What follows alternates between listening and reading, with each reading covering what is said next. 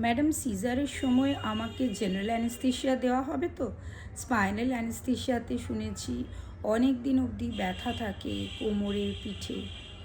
এই ভয় নিয়ে অনেকেই প্রেজেন্ট করে।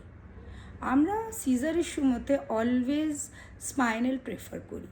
তার কারণ হচ্ছে এতে মা এবং বাচ্চা দুজনের ওপরে ওষুধের অ্যামাউন্ট অর্থাৎ ড্রাগ টক্সিসিটি বা সাইড ইফেক্টসের পরিমাণ কম থাকে, যার জন্য বাচ্চা বেশি অ্যাক্টিভ অ্যালার্ট হতে পারে। মাও অ্যাক্টিভ হয়ে বাচ্চার সাথে বন্ডিংটা তাড়াতাড়ি ডেভেলপ করে, ব্রেস্ট ফিডিং তাড়াতাড়ি শুরু করতে পারে। আর ইনটিউবেশন প্রবলেম বা পালমোনারি কমপ্লিকেশনস, ডিপ ভেনাস থ্রম্বোসিসের মতন সিভিয়ার প্রবলেমসকেও আমরা এড়াতে পারি।